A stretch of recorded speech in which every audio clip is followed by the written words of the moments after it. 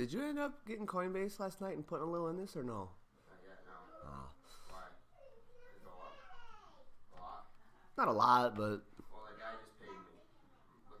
He paid me my $215. For that poker game? Yeah. Nice, dude. But yesterday, I had in a total of 26 bucks.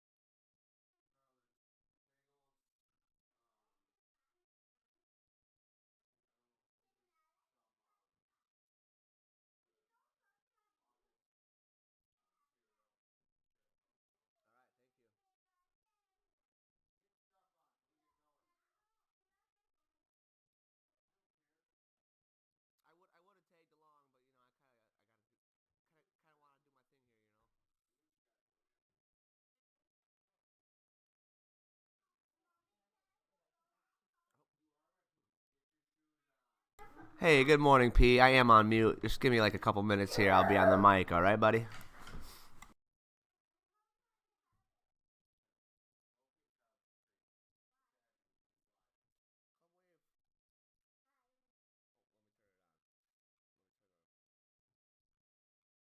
What is up, P? I'm hanging over out at my good friend's house here. This is my little amigo here, my good friend from college. Come on, man. We'll get out of your hair.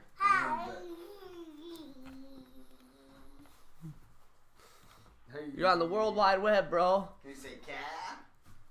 Cat. Say cat. Yeah, dude, help yourself or whatever, man. Thank you. I'll bring you home viewers. Beautiful. You, pretty princess. Let's go. You what? Giving her options, eh? This is why we struggle in the morning. Taylor gives her options. I don't have any options. Oh, I heard her give were pretty stern, no fancy dress to the grocery store up there. I was like, no. Sissy, come on, baby. I'm going to the bar.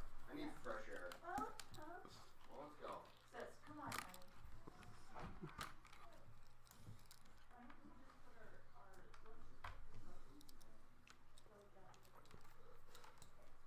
Yeah, man, it's their daughter's birthday today, so birthday party's this afternoon.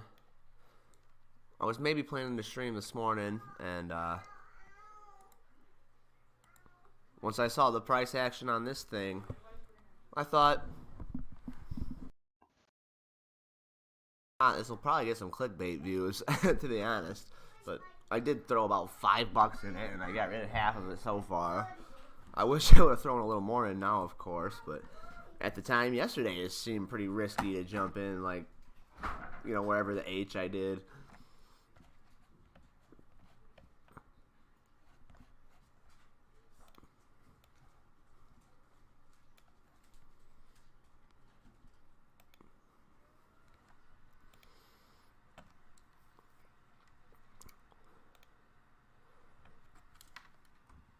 How are you doing this morning? I mean, I was planning, I do have it in my schedule now. I'm trying to do an 8 a.m. stream, which, I mean, an hour and a half late here.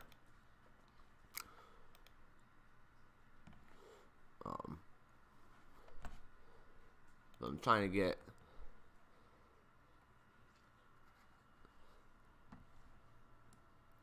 that worked in my schedule, but, you know, I'm over at my friend's house. His daughter's birthday is today. They're out getting groceries now, so I figured I got about an hour till the videos I've been working on all week premiere, which, shit, I forgot I was going to make another one of those. Took a loss on Stellar. Can't win them all, right? Can't win them all, right? It's about cutting the losses small, and I know for me, $48 would be a huge loss, but when you're working with a little bit more, if that's a small loss for you, you know, kudos on making this right choice to cut the loss small, right? That's all you can do. Is in those situations when you gotta cut a loss small, I'd rather cut the loss small than like be sitting where I'm sitting in Avalanche still right now, you know.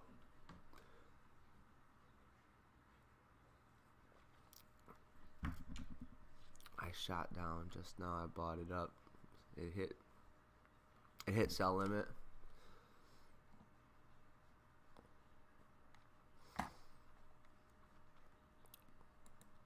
Yeah, I usually don't scale out in Coinbase Pro as much, but in this case, like, I just scaled out on this, like, as it started to pull back with like 1/3 of what I got in with. Again, I'm talking about like $5 or $10 worth, so not big money, but big gains. Wish I would have put more in, but you know, that's all part of the diversification thing, right? Like, when I added yesterday thinking maybe it'll go again, maybe I'll wake up and it'll be up, which luckily was the case. It would have been stupid of me to, I mean, it would have been a lot more risky of me, and this morning would have been a lot more rewarding if I would have thrown maybe like 50 or $100 at the Endeavor. But I can't afford to take risky plays like this with that much money. However, I am stoked, you know, my $7-8 I put into it's gonna, like, I don't know how much better it's gonna get. I've scaled out with 1/3 of what I got in with so far, basically.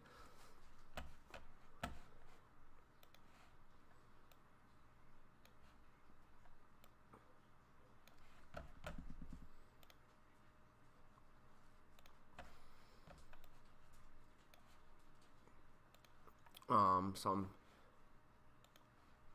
on my Twitch end. Thank you very much for tuning in over there. I got my chat visible. I can't log into my account, so maybe it's me not logged in that is my viewer there, but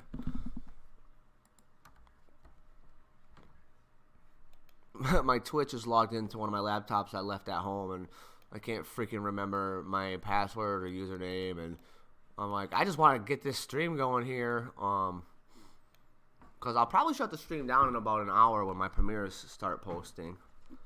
And the goal was to hit 1,500 subs before or during. And what am I at now? think I saw 1.49, so I almost hit my goal. Maybe as the videos premiere, maybe my goal of reaching some other YouTubers will happen. But the thing about these videos is, unlike most of the videos I make, right, which have no evergreen value, so to speak. Like, what good is it going to be for someone a year from now to watch a video of, you know, me updating what SHPING is doing right now? To that point, a video like the videos I'm premiering today, that you think, oh yeah, just making a YouTube short, that's quick, that's easy. I break down all the behind the scenes things that is very time consuming about it. You know, it's not just throwing your phone in front of a chart and talking about the chart for a minute to get thousands of views when you're a tiny channel like me. So, you know, and I kind of use the clickbait title, but also accurate. Like, this is how I quadrupled my subs in 2 months, and that's what happened. And now that I'm doing it again, it's got me like another 200 or 300 subs the last 2 weeks. Now that I'm doing it again, so it's pretty cool. So the goal was to see 1,500. I want to see what I'm at now.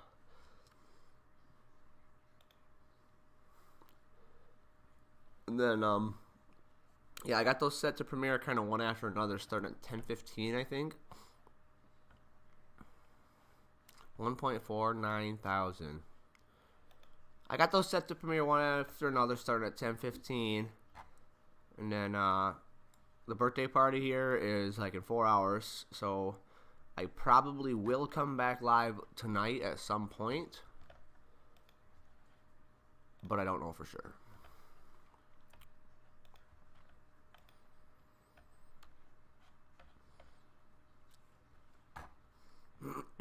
So this is, I'm watching on a 3-minute chart because I'm considering scaling out some more. Like, you know what I mean? I don't remember where I bought in, but like after it reaching this top, right? Like after this top here, then rejected again, then pushed through, like, you know what I mean? After this pullback is somewhere where I FOMO'd. I think I FOMO'd here. You know, and I let it go down, I stayed in, I slept through this, and I fucking woke up to this. I certainly didn't expect this thing to keep running, so what's to say, you know, I mean, when is this thing going to stop? This is a 3-minute chart, of course, so it looks, you know, at the zoom I'm at, it looks pretty spiky, but like, you know what I mean? Even a pop like this, you know what I mean? You can see the volume coming in, but like this spike here, and then the next run, look at the massive volume coming in. And same thing right now on this run. And look at how long some of this volume lasted. However, you know, it did top and fall off and, you know, kind of double topped. I thought we were going to see like the McDonald's golden arch here, bro. Like when I was going to sleep, I was like, fuck it. I only got $7-8 in this thing. Like, if it's back down and I'm losing 50%, so what? It's kind of a low risk, low reward play. And luckily, since it's popping up now, that low reward is pretty decent to me. Like, I'll take any win. And that's why I've scaled out a little already on this top. And I'm going to draw a line right here. This is going to be my line in the sand for take my money and run profit. And in the meantime, I'm going to let the chart do what it does. And I'll probably scale out 2 more times with the rest of what I got. Any other charts you want to see, anything like that, let me know. It shut down just now and bought it up. Hit your sell limit.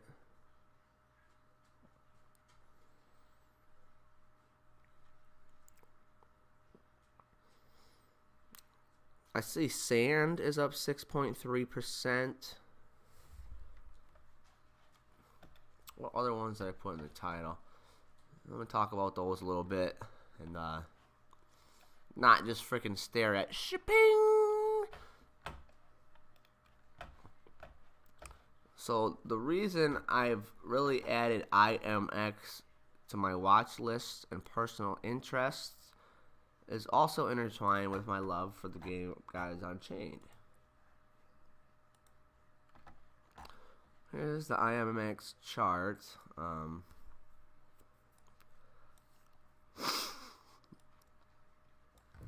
A rejection point back here. More or less fake breaks here, acting as rejection again, acting as rejection again now. The 290 area on IMX, currently at 280s. The reason I really like this one is because here's what Immutable X is. It's a freaking website where like I swap NFTs that I earn playing Gods Unchained, right? And look at how many freaking crypto NFT play to earn games they're involved in, right? And beyond games, like TikTok moments, like where the fuck does TikTok fit into the NFT sector? I have no idea, but like that's what this website is. Like all these are like I think generic versions of like the Bored Ape Yacht Club thing. I don't really understand the Bored Ape Yacht Club thing, but like apes with attitudes, obviously playing off the Bored Ape Yacht Club, right? Like if this NFT thing really is just starting and it is gonna be bigger someday, maybe huge someday, for that reason, I really like IMX. And IMX is where I can trade and sell and swap my cards I earn playing this game, which you can also buy, but I play free to play. That's kind of my quest and journey and goal in the game, is to hit that top rank without putting a dime into it. And I'm realizing it's going to be pretty hard to do, but... So Gods is currently down at 220s, and... Unfortunately, you know... Let me jump out a little further. Unfortunately, like... What, 2 weeks ago or so when I jumped in... Right, I'm pretty sure that's what this circle is. No, that's 288. I jumped in at 317, thinking that was like a great dip buy. And like, this is just one example of the crypto sect in general that I'm not convinced. Like, what with global warming and everything, there's still gonna be polar bears swimming up and trying to turn this freaking bullpen nation into freaking having bears in it. Right? It's I think, I extremely hope eventually going to come up, you know, maybe back up to these ranges someday. But, you know, that seemed at the time, as it was curling up, like a great dip buy. And then the fall off. This is God's token at 226s now. So now the thing is kind of like, I guess, you know, hopefully it doesn't get below $2. Like, how low has it gotten? Has it went below 2? Yeah, it did sneak below $2. So now the thing really is like, oh my Lanta, if it drops, please at least find support on $2 again, in my opinion.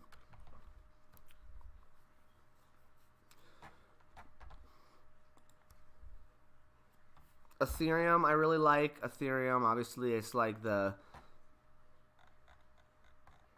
How does that work? How do Greeks work? If Bitcoin's the alpha, is the next thing beta or omega? Like in some movie quote, I've like heard someone say, "I'm the alpha and the omega, baby." I'd have to look that up, but like, you know, Bitcoin's like the alpha dog in crypto land, right? And Ethereum's like the omega or whatever, the next thing to come along. But it has so much more real world application than just being digital money. That is what, you know, Bitcoin was created for, and why, you know, people like me that knew about it 10 years ago but didn't trade 10 years ago, like, had no thought or consideration of investing in something like that. You know, now those people are rich. Now the people that were still, you know what I mean? Like, a lot of people... But, you know, since that evolution came along, and then Ethereum comes along, and, you know, all kinds of altcoins now, you know, the next evolution of that analogy or whatever.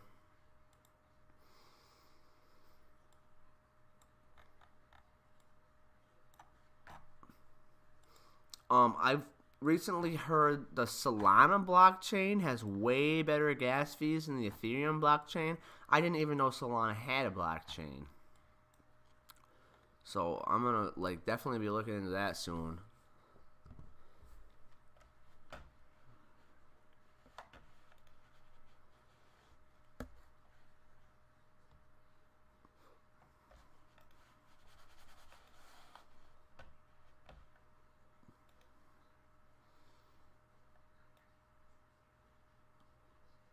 What are you up to this weekend, P? I appreciate you tuning in, man. I gotta admit, you know, my YouTube journey started as an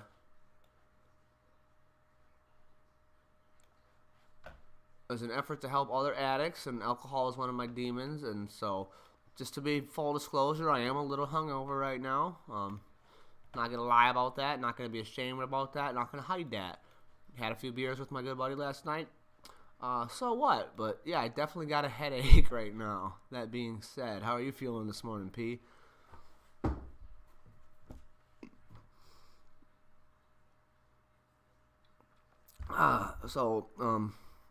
That being said, I need to go. Not to go TMI, but I got some beer shits I gotta go relieve. So I'm gonna put it on mute because this mic will otherwise pick it up hardcore. Then I'll see if I can get my cousin's music jamming in here somehow. I think I have an idea how to do it actually. Alright, I'll be right back. I gotta use the potty.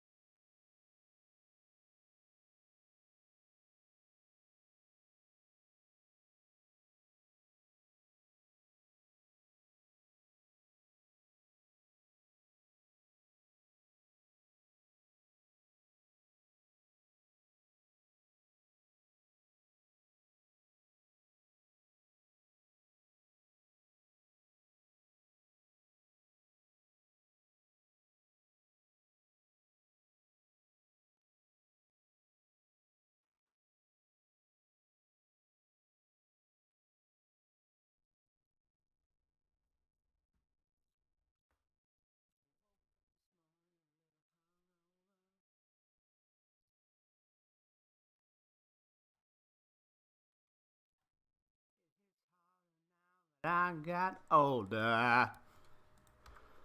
What's up? What's up? What's up? P, you still in the house, man? Let me know if you're still here, dude. Whoops. Didn't mean to do that. Okay, so SHPING. 5-minute chart pulling back now. Shit, I don't have the CD with me. Damn it. Ruining that plan.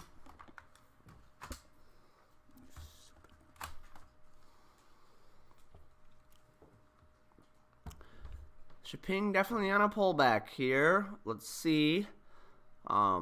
Looks like the 055 line to round it to like a psychological hank of 5.5 cents is the area being retested here, which seems on this 5-minute chart evidently the point where it acted as rejection here, right? And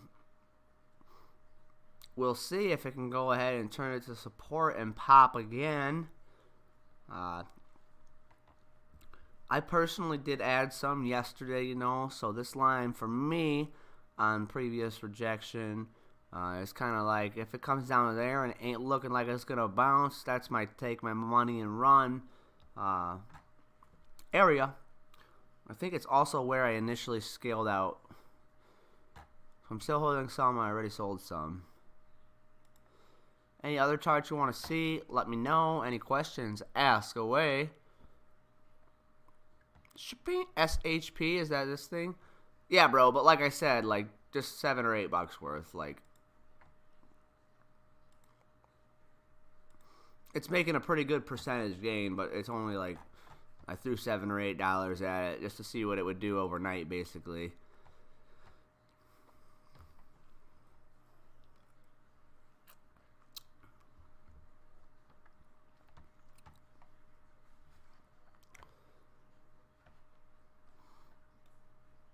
So, you know, my thought was if it's topped out and it falls off overnight and I lose 50% or something like that, oh well, it's only 50% at $8. What if it rips again? Maybe I double that $8. Still ain't much, but just one of many plays, I guess, and this is the current play that I consider, I mean, kind of risky to jump in on something running, but I kind of took the risk out by only throwing $8 at it. You know what I mean? Like, I'm willing to lose that whole $8, and sure, I'm gonna get low reward out of it, but winning trades is winning trades, and that's what I need to do. Somebody brought this particular coin to my attention in stream yesterday, and then about 2 hours later on another stream I ended up making the decision to FOMO and buy some.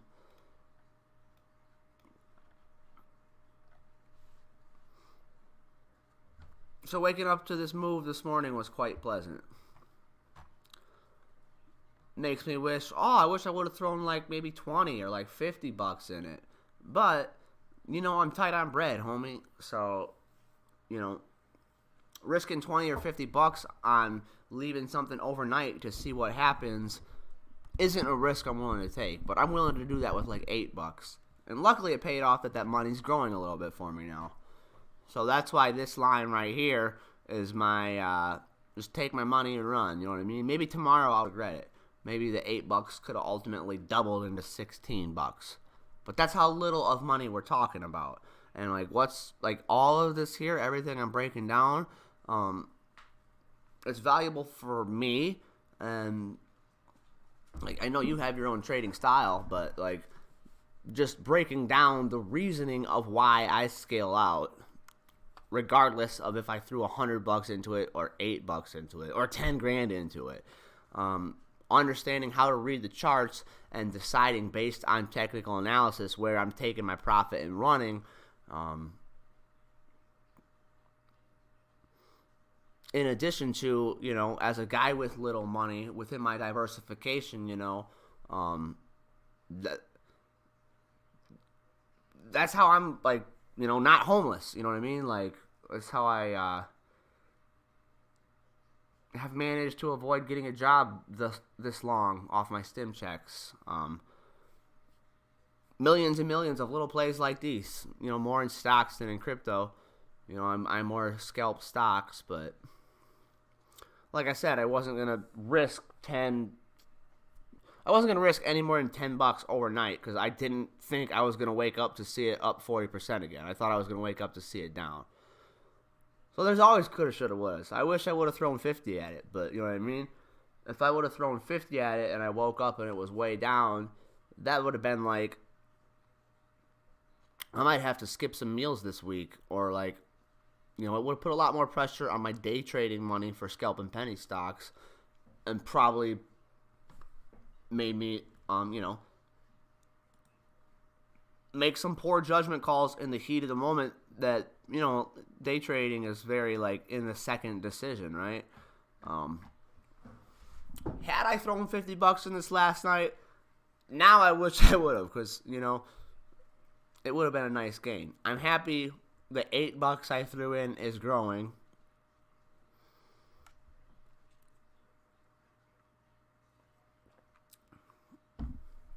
And, yeah, I mean, the name of my channel is Crypto Critter, so this is kind of an attention-worthy thing to be looked at, is why I decided to live stream it, regardless of my tiny amount of money I put into it.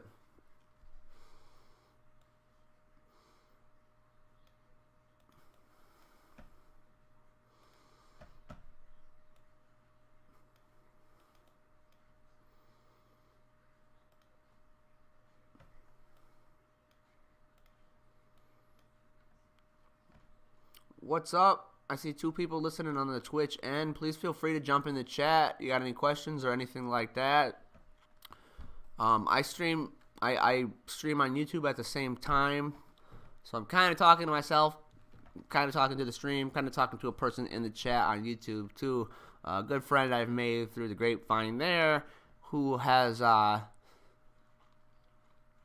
introduced me a little bit to getting my feet wet on Forex trading, which I'm getting really excited about down the road, but so far have only paper traded. My man P said, peep out MDT. All right.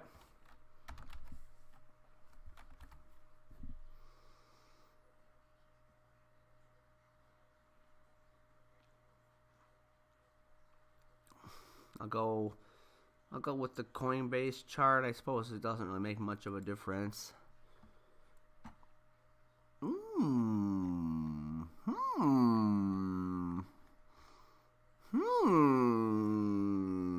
Nothing I say is financial advice, but this is one of those areas where it's like, dang, it's looking like it might want to curl up. It could be a good dip buy time. On the other hand, it's kind of like, it's already popped. It's already popped. It's already popped. It's already popped. Like SHPING, I didn't expect to wake up this morning and see it way higher. This could be a dip buy for something like that. And I mean, it seems as if crypto in general, I take that back. But, I'm seeing more green than I have as of late in my watch list here a little bit. I'm throwing this on my watch list. I wonder if there's any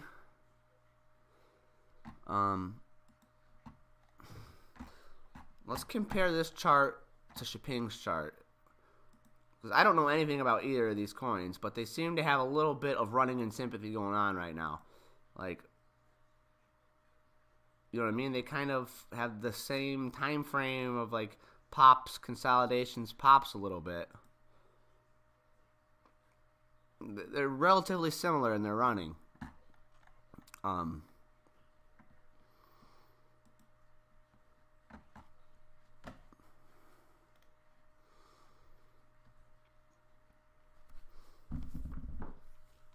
How'd you come across this one, P? Did you see it in a screener or scanner somewhere, or are you already trading this?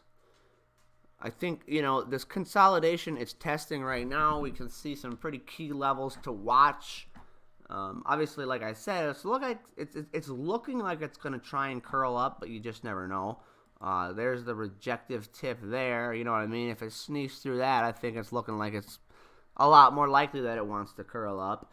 And then if it like comes down to this area where there was some rejection and drops below, then it might kind of look like this consolidation's gonna, you know, maybe have what was rejection here come under and reject again or something. But it's definitely like, just like when I bought SHPING last night, it was a FOMO buy, right? You know, and now, like, full disclosure, yeah, I'm considering FOMOing this dip. And not with very much money. The thing I like about things that are only 6 cents is like, okay, I can buy 100 of these coins for $6. And on Coinbase Pro, so here's a con of Coinbase Pro versus Webull. On Webull, once you get in the money, you can scale out without getting dented each time with a 0.05% fee or whatever. However, in Coinbase Pro, each time you scale out, you're paying an individual dent fee.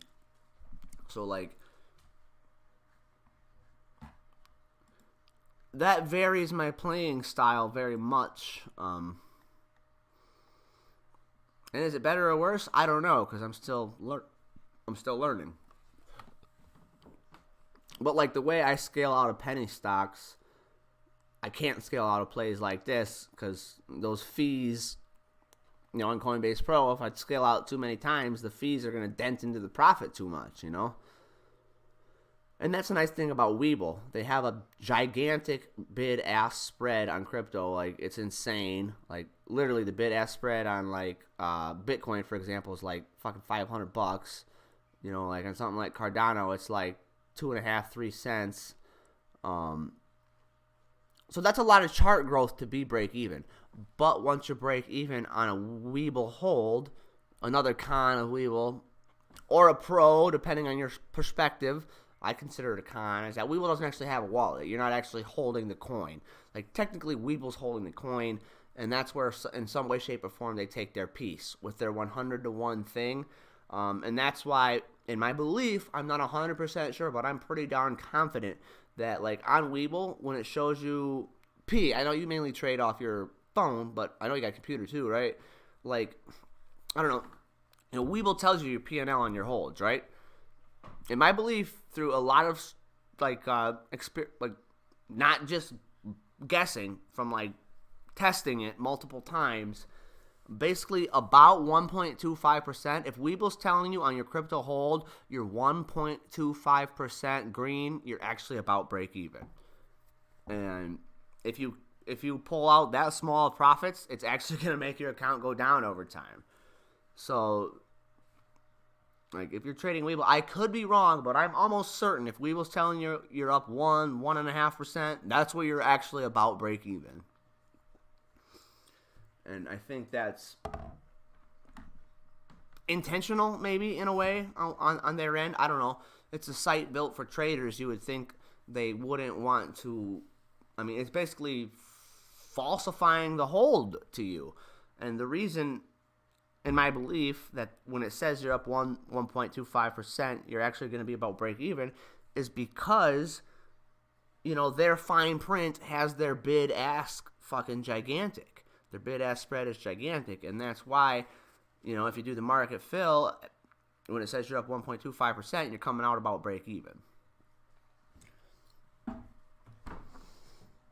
Also, I think worthy of pointing out here, I don't use Robinhood, but I have a friend who does, and in terms of Webull versus Robinhood versus Coinbase Pro, the one that actually is, like, best on the fees, or like the way Webull and Robinhood kind of have hidden fees and advertise it as 0 fees, Robinhood actually is the one that dents you the least. Like, Robinhood is the one where if you market, you need the least chart growth to actually be break even out of the 3, believe it or not. However, they only offer like 6 or 7 cryptos. There's a lot of talk out there that they might be bringing Shiba to what they do, right? The Shiba McShiba. If they bring Shiba in, I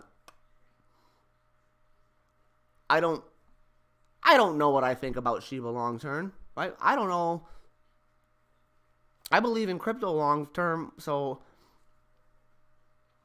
whatever. Do I have my Shiba army? No. Do I like it? I think I like it more than I dislike it. But here's what I'm saying. I believe once Robinhood offers Shiba, if/when they do, it's gonna have a really good fucking day, or a really good week, or a really good month before it falls off, and then, you know, maybe recreates new highs that a lot of people are bag holding from or whatever. But if Robinhood offers Shiba, you know, think of how many people out there trade exclusively with Robinhood. To that point, you know what I mean? I'm going to kind of think out loud here. Like the six or seven cryptos they offer is like Bitcoin, Bitcoin Cash, ETH, Ethereum Cash, Doge, right? Like they jumped on the meme Doge thing, right? Maybe they'll jump on the meme Shiba thing. But as a content creator who makes a lot of shorts, and actually in 15 minutes I have a video premiering breaking that down, how that strategy worked for me, I think I'm going to just probably stay live and let that run in the back burner and just throw it up on a screen. Thanks a lot for tuning in. I see a few people in here on the YouTube, and please feel free to ask any questions. If there's any other charts you'd like to see, I'm just kind of thinking out loud over here.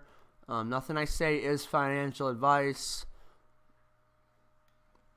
I'm certainly no friggin' expert. I'm a rookie. I'm scraping by off stimulus money. And I'm close to having to get a real job again. So I wish this risk play I would have put a little more money into, but still nice to see profit.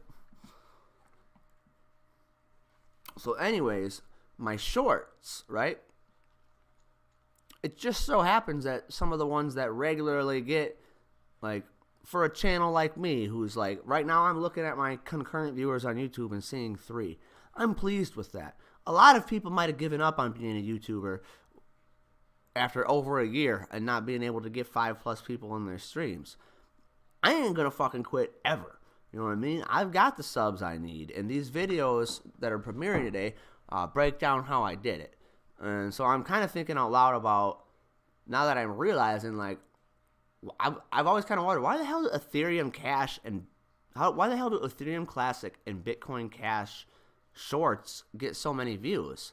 And now I'm thinking, well, there's certainly a select percentage of people out there that the only crypto they do is through their Robinhood account. And maybe that's the missing link that I was like, oh, maybe that's why a lot of my Bitcoin Cash and Ethereum Classic shorts get that many views. Simply because the select percentage of people that are Robinhood exclusive traders.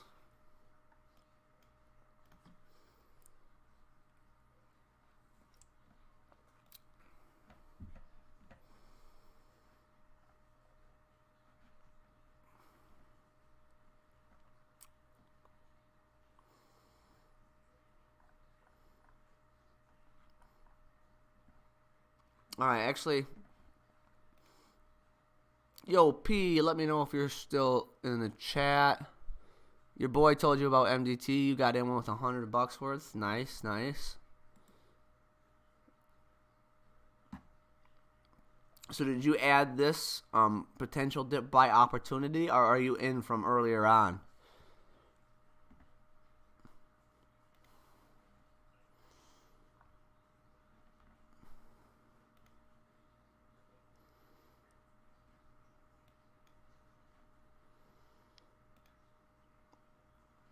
Right on, right on.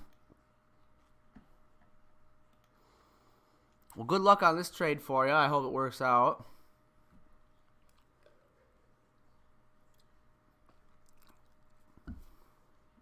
Early on. So you're not like sitting in question mark land having bought this dip. You're like already in profit and hoping this dip's gonna again rip. I'm guessing.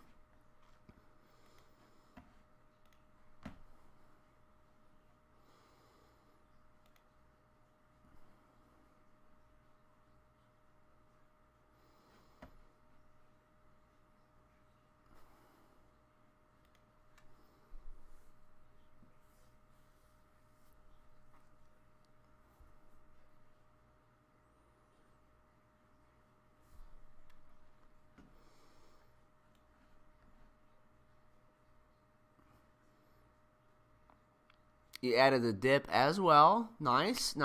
I can see why you would do that. What's up, Toolman T? What kind of real job? Is this Taylor Reichs? Is that you, Toolman Taylor? I haven't really decided yet because my ankle has surgery in March. And from March till June, I cannot put weight on my ankle.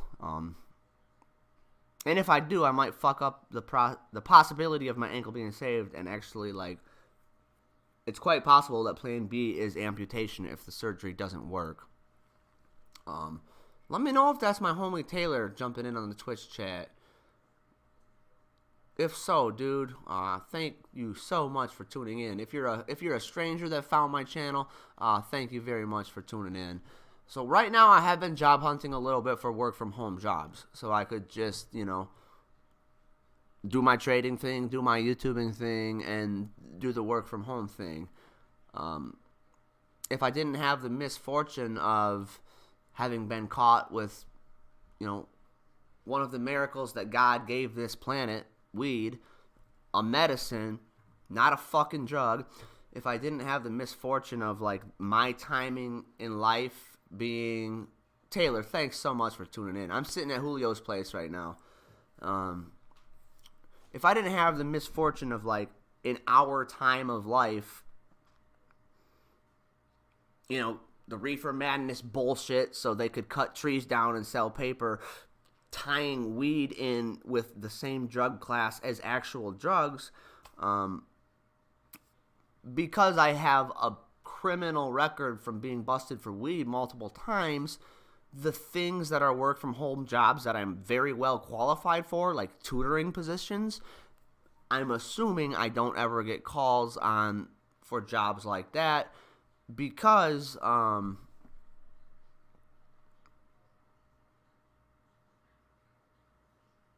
that, because of my criminal record. And then Taylor, again, thanks a lot for tuning in, bro. My mental breakdown thing that happened 4 years ago. That police report sure doesn't say, this guy was having mental health issues and went a little bonkers, you know what I mean? So that police report being on my record certainly doesn't help me job hunting either, in addition to, a DUI for being not drunk but stoned and other weed charges. So it sucks, you know what I mean? I would love to do virtual tutoring. I would be very good at it. And I don't get hits for that kind of job. Something I would be interested in doing if your family needs some help. I mean, like I said, right now I can't really... I'm on crutches, right? But I don't know what you're doing for work, Taylor. I don't know if the bar's still up and running, but I'd fucking move to Kendallville area, bro. I'd move to Kendallville area if you guys need some help there, no doubt about it. So take that, Taylor, as a little food for thought. Maybe talk to your mom about it if you guys need a little help. I'm hobbling on crutches, but I would love to help you guys out. I'm going to step off camera for a second.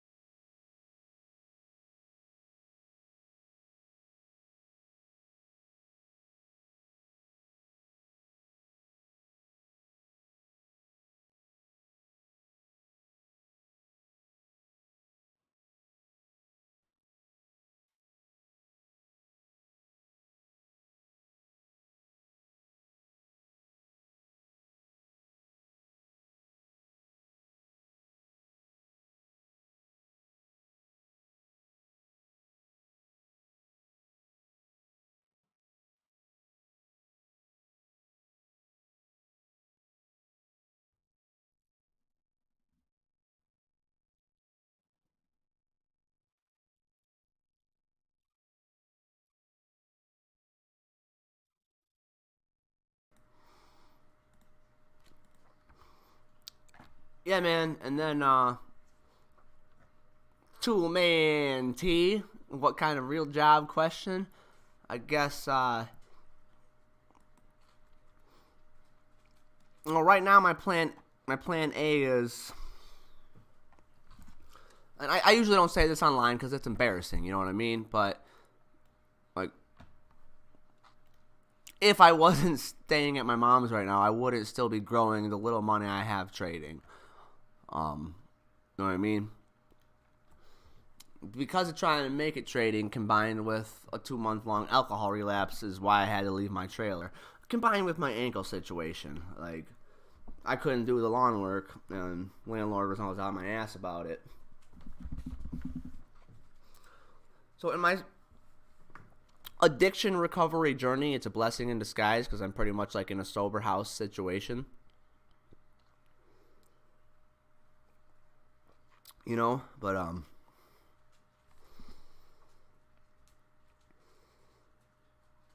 I beat myself up over it for quite a while. And I don't mention it on stream much because, like, 2 people just left my YouTube stream. Why? Because I just admitted I live at home with my mom. And it's embarrassing. But you know what? Instead of letting it drag me down, I'm embracing the situation, you know? My mom's not in great physical health. And I'm worried about her. I make sure she eats, you know what I mean? I make her breakfast every day. She would go all day without eating if I wasn't there making her eat, you know? Stuff like that. There's a lot of reward. You know, I usually don't talk about it on camera, and I probably won't much in the future, but I'm just on the topic now, you know what I mean? Like, as a person who's streaming content, trying to teach, you know, technical analysis, it's definitely going to drive potential viewers away, but also, like, it's best for me, for my journey in life, for just in every single aspect of the way, it's best for me to never ever lie about that, but I certainly can, like, not constantly talk about it, right? But, you know, the full disclosure of the fact that I'm staying at my mom's right now could very easily appear to someone else as he lost all of his money trading and now he had to move in with his mom, which is not the case. I took my stimulus money and paid my bills for 8 months with it, and then, like, got tight on money because I had a fucking 2-month-long alcohol relapse where I was spending, you know, at least $10-20 a day during the weekdays, and then going to the bars, like, and, like, trying to have a Benjamin be my limit, and, like, usually spending more than that often, you know what I mean? Like, I had the luck of making a lot of money off GameStop and AMC early, but that's because of what I have to offer on this channel. The ability to teach how to read technical analysis, how to read charts. Thank you, Taylor. I aim to stay strong the rest of my life. I hope you're doing well, brother. Are you working at the bar, or what are you doing for work these days? I think last I knew you had a pretty good construction gig or something. So good to see you in the chat, my friend. It means a lot to me. It's so good to hear from you. We definitely got to get together face to face very soon, my amigo.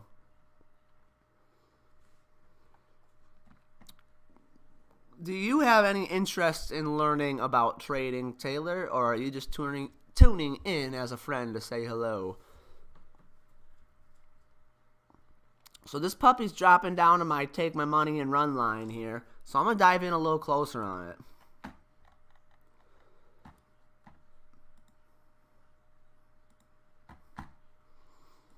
I'm going to fucking straight up watch the 1 minute for a second here. And now I'm going to bring into play the 200-day moving average. Like, this is now under my take my money and run line, right? That's why I'm now watching it on a 1 minute. Because it shows me a lot more. It shows me the minute-by-minute action, right? So now that it's going down a little more. If I'm still watching it on a 5 minute, I just can't quite see the action as much, you know what I mean? This candle is going to take 5 minutes to close. If I watch it on a 1 minute, I can decide now, like, okay, it's looking like it's really perhaps, you know, dropping under this line. Maybe now I scale out with another 1/3 of the initial entry. But the reason I'm now watching it on a 1 minute is because it could be like a fake out breakout of like getting under this line. It could be faking dropping below, and for that reason, like I'm gonna put this, now that I'm on the 1 minute, it's right where these candles closed. So there's 1, 2, 3, 4, 5 minutes of life of evident rejection there, right? Rejection often turns support, support often turns rejection. So if it's likely to gonna reject this, I'm taking my profit and running. However, if it sneaks back over and looks like it's gonna be a rejection point turning into a support point here, then I'm going to keep holding and see what happens. So that's why I'm watching this super closely on the 1 minute at this moment. Loving to see it go red to green, baby. Yellow in my case because I like my yellow candles. Go, Pad, go. Even though they fucking lost.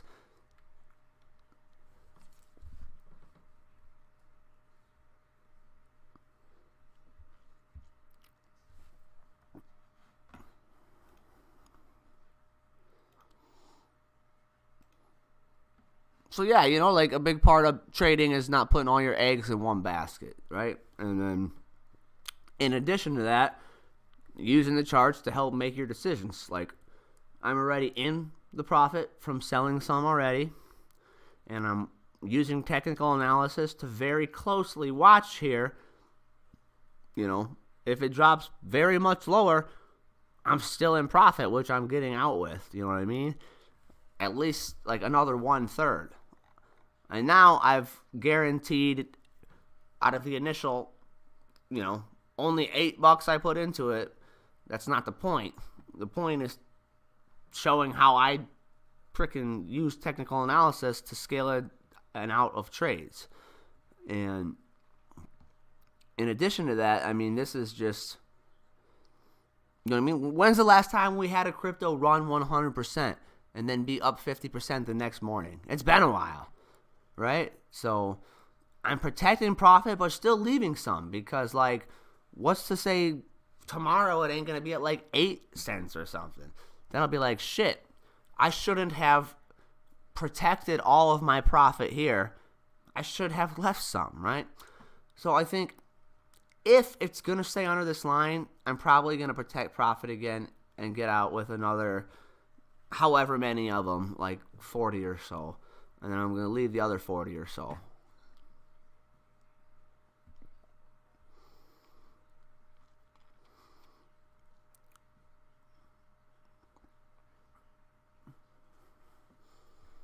Got a better landscaping job. It's awesome.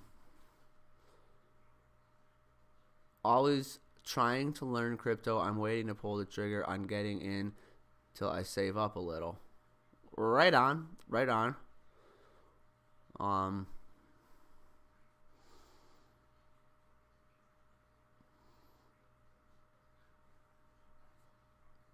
Nothing I say is financial advice, yada, yada, yada. I'm talking like to a close personal friend here. But the crypto sector in general, bro. Like say, I'm going to use Bitcoin's chart as a reference to where I'm going to go with this. Knowing you do have a little interest in crypto now, okay? A 4-hour chart is something that's commonly watched. What does a 4-hour chart mean? It means each one of these candles represents 4 hours of life, okay? So we're looking pretty far out, right? We can see back to, like this is now what we have in sight on Bitcoin's chart. Here's the start of November. In general, back around this time frame when Bitcoin right here broke all-time highs after right here breaking all-time highs, one of these days Ethereum broke all-time highs on the exact same day. I believe in crypto in the future, and I think it's obvious that after it breaks all-time highs, it's going to have some down, down, down, down, down. Now I'm going to go back a little further. Whoops. This pump right here, and then this fall off, all happened to be right around the time, Elon Musk was pumping Dogecoin for the first time, which Elon now is pumping Doge on Twitter again, by the way, or did once. It's actually quite funny. He tweeted, "I'll eat a Happy Meal online if McDonald's accepts Dogecoin." And then McDonald's retweeted, "Only if Tesla starts accepting Grimace coin." Like a joke, like a troll joke. I thought it was kind of funny. A person who knows a lot more about chart reading than myself is definitely a Doge believer, and I'm not a disbeliever. I'm like, I don't know, you know what I mean? It stayed around this long. He did make some very valid points that I can't regurgitate very well about how it does have some fundamental value. But back to what I was saying, right? So this run up, also was when Dogecoin was getting a lot of attention because Big Papa Elon was tweeting it a lot. Here's my point overall, like, Taylor, nothing I say is financial advice, but say you got $50 you're willing to lose. It's probably going to make you a lot of money. It might not. And here's what I mean by that. Everything to a certain extent follows Bitcoin, they say, right? It's the alpha of crypto land, right? So after this was an all-time high break. This is back in April, right? This is before. And then the fall off happened to be, whether it's related or not, like I said, everything follows Bitcoin to a certain extent. And Doge rocked like crazy while Elon pumped it and then fell off after he went on Saturday Night Live. May 11th, May 9th, May 8th, I'm pretty sure was the day Elon was on Saturday Night Live, right? You see crypto fall off across the sector pretty much after that. That brings into mind a whole bunch of other shit I could think out loud on, but I'm going to try and not go in 87 different directions. I don't know if you're listening closely or not, to try and stick to the point here. Point is that, you know what I mean? It then spent 2 months being down around 30, sneaking under 30. As low as it's gotten in this dip is 33s, 35s.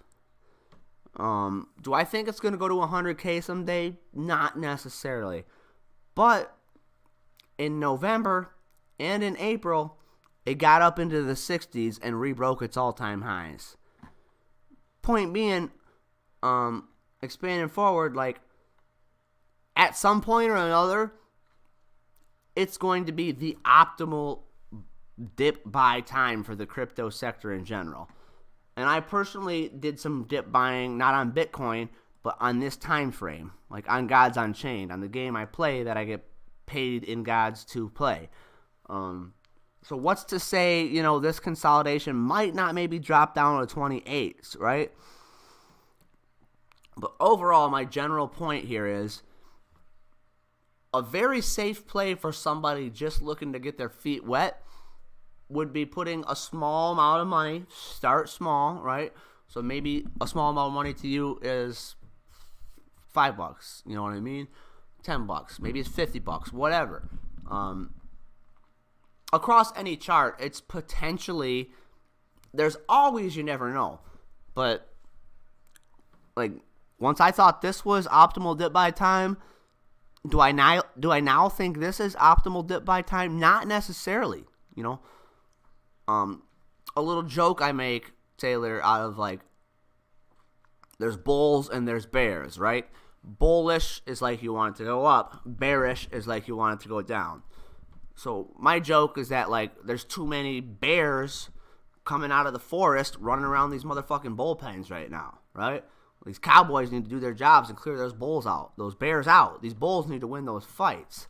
And then, like, I'm saying that kind of thing when this happens. And then when this fall off happens, now my joke is like, playing off South Park's joke of Man Bear Pig with Al Gore. Like, we got global warming going on. We got polar bears swimming up to the fucking coast.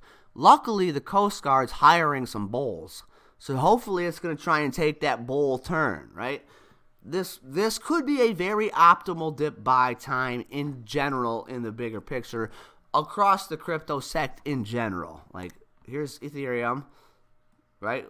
Look at how much of potential good dip buyness you see there, and then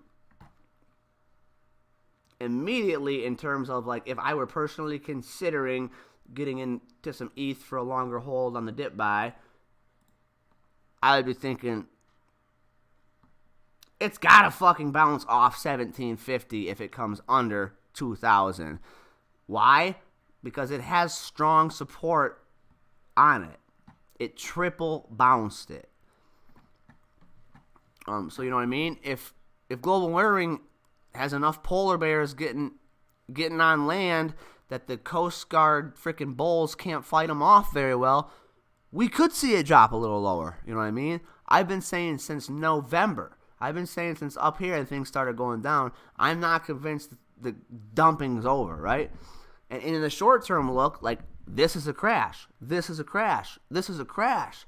So after each of these crashes, I still am not yet convinced the bulls are going to win against the bears, and it's going to take that turn. Point being, though, fucking shit can't drop much lower before it starts to freaking start coming back up again.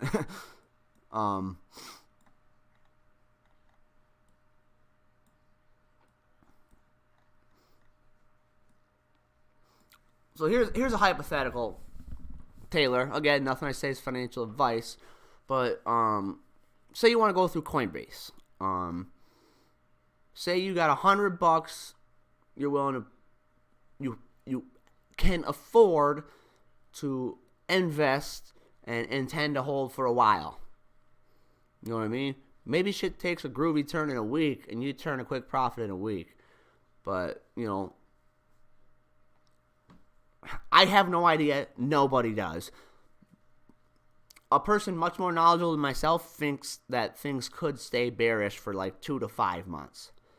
That being said, you know, we could be seeing much lower prices if that's true, right?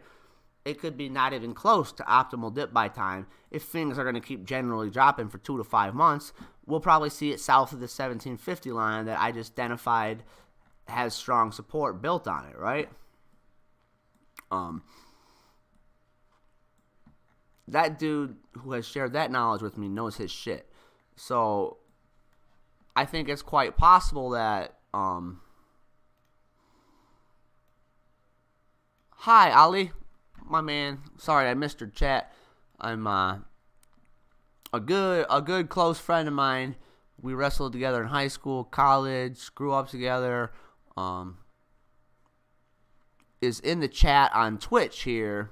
I hadn't looked at my YouTube chat for a second, and I'm actually watching 3 things right now because my YouTube premieres are going up right now on how I grew my subscribers. And cool, it got 2 likes. But when you premiere a video on YouTube, the first time it posts, it has a live chat running.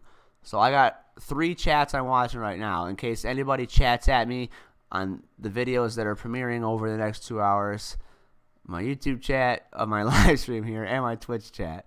So, sorry I missed you, Ali. I hope you're still in the house, man. Let me know if you're still here.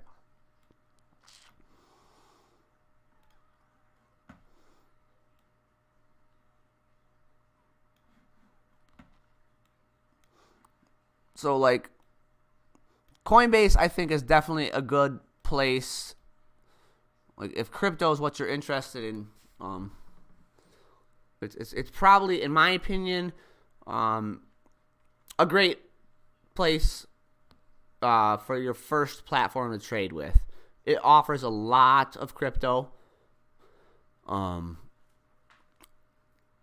If you have no interest in stocks as well, I probably wouldn't even get a Webull or Robinhood.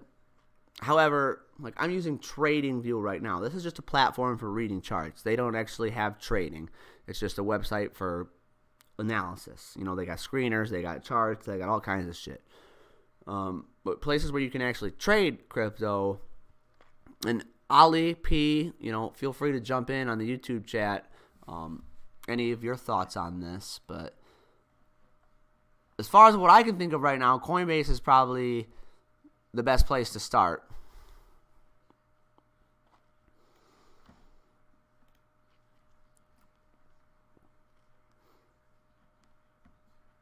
And it's super easy to create an account. Julio just did last night. But he's hooked on online poker right now. So, like, as I was watching, my play on SHPING, as I was watching my play here, he's been wanting to learn about it from me a little bit too, right? But he's like in the middle of playing online poker, and we're watching the Hawkeyes meet, and it's like in this action here, and I'm considering taking profits and didn't, and he's like, whoa. While playing poker, like, oh, should I create an account right now? I'm like, well, you know what? If you start working on creating an account right now, it's probably going to be like 30 to 90 minutes where the optimal time to buy in is. And like on this 5-minute chart, this little peak right here, like this is where I tried to be like, dude, you got to jump in right now. And it played out exactly like that. I was accurate. And why is that? Because this is an identifiable line. It's an identifiable line that had support built up on it back here. Support meaning the candles stayed above for the most part, and it was likely to bounce. Not guaranteed. It sure as fuck could have dropped off, right? But now he's kicking himself this morning, but he won a couple $100 playing online poker. So, that would have been, that's more profit to him than if he would have got his feet wet the first time with like $10. But with Coinbase Pro, they have the referral link for Coinbase. So, like every platform out there has, for a guy like me, I can give you the referral link and we both get a little bit free. You know what I mean? And that's not what I'm asking for, but I'm saying like that's what me and Julio did last night. But he has to put in and trade $100 before we both get $10 free in Bitcoin.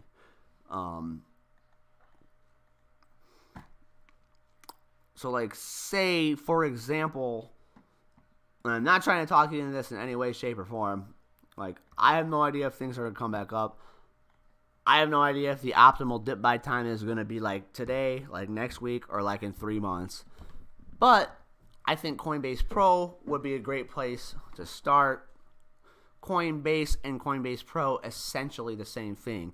You can move your money from your Coinbase to your Coinbase Pro. So it's better, in my opinion, to like have short-term holds in Coinbase Pro because the fees are better. And in regular Coinbase, that's where I just long hold and barely look at it. Because in Coinbase, it's like 99 cents no matter what, I think. And on Coinbase Pro, it's like 0.05%. And that fee I'm describing is the fee on how much they charge you, like 0.05% of the thing, of the price of the thing you're buying or whatever, right? How's the landscaping job going? So anyways, yeah, I think if you're interested, TradingView is pretty easy to figure out, man. If you wanted to like start keeping an eye on the charts yourself, like based on all those points I just said, you know what I mean? I think as a guy with a traditional job, right? You're not going to be sitting and watching charts all day. But you got a close friend who knows how to read them pretty decently. You know what I mean? So you're out doing your landscaping job, hypothetically, right? Hypothetically, you add some Bit or ETH or whatever you decide to invest in a week, in a month, whatever. As time unfolds, like, I'm going to be doing this. I'm going to be sitting here live streaming talking about charts. If I know my good friend has money in something and I know his entry price and I know it's approaching like, hey, buddy, good time to buy, you know, I can call you up and be like, hey, not financial advice, right? I have to say that now because I'm on the internet. You know what I mean? But I could very closely, like, monitor your trades for you. And, like, you know, the biggest thing about it is risk management. Risk management is the big factor. And I think you heard me talking about how I'm managing my risk on this trade right here. So scaling out is taking some profit but leaving some of what you bought, right? So I bought like about 100 or so of these. I sold like 40 of them here. Or somewhere I sold 40 of them. I was describing this circle as my take my money and run line. Why? Because, you know, because the action here. Because I don't want it to come any lower. And I was looking at a 1 minute identifying previous support or resistance or whatever. But like on the 5 minute, we can see this thing rejected pretty much right off. You know, if I put the line right where the candle's closed as opposed to the candlestick wicks burning off the top, you know, it's floating right in my take my money and run zone. And I think, I don't remember where I scaled out some, but you know what I mean? If it's going to like right here, I held through, I was patient to see if maybe it'll turn in general what was rejection, it stopped it, it couldn't get through it, into support and maybe come back up off of it. So if it had dropped much lower, I would have taken the rest of my profit and ran. But that's, now, you know, it's got a chance to come back up. So now, already sitting on profit, right? I could have let it come a lot lower to still have it be a winning trade. But now already sitting on profit, I can watch it test this line and wait for it to maybe pop. And if it drops, I can take my money and run.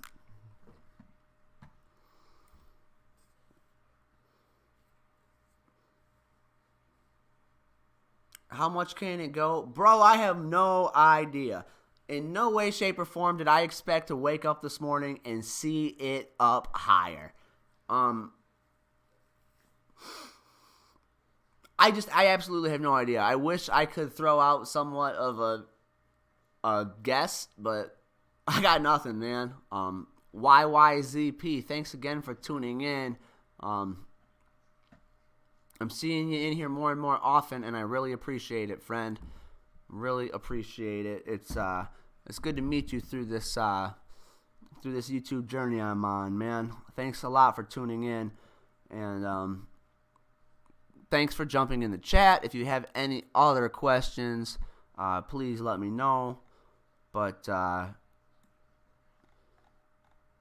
don't want to like sound like a pumper, sound like a hyper, but on moves like this, in my experience so far, you just never know.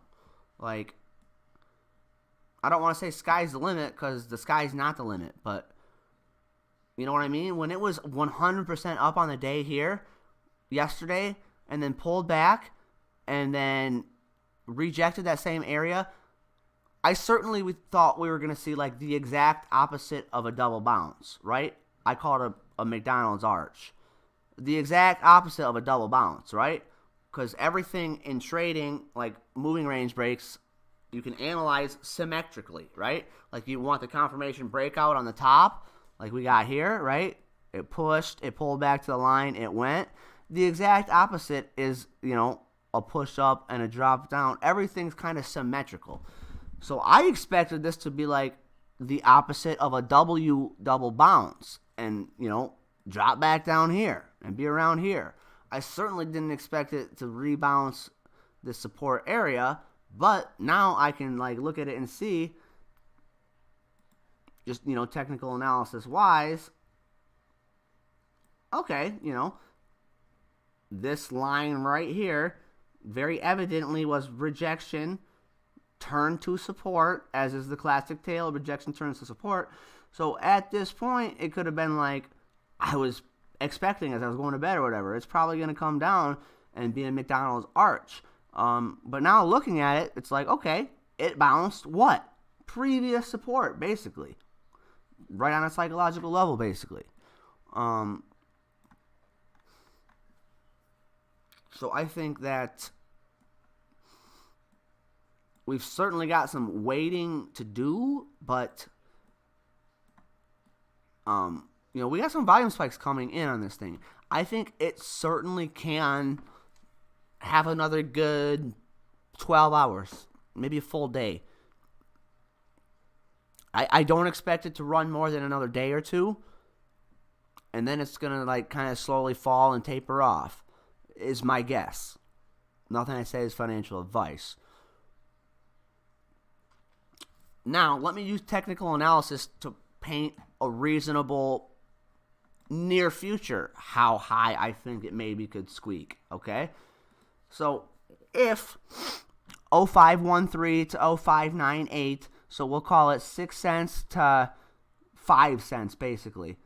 We'll basically call this right here, the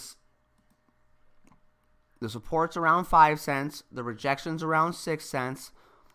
This could play out to be a moving range, right? And then we're awaiting what? A breakout, either to the north or the south side. What does technical analysis tell you to use as a target point if you identify an attack like a moving range break, like right here? Some people determine when it's pushing out, that's where they enter. That's dumb in my opinion. That's not a moving range break. That's possibly a fake out breakout.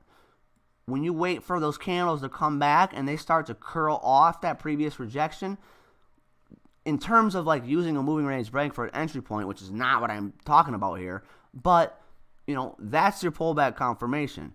So in terms of what does technical analysis tell you to set as a target price, if that's where your entry point is for a short-term trade, the amount of space that the moving range was.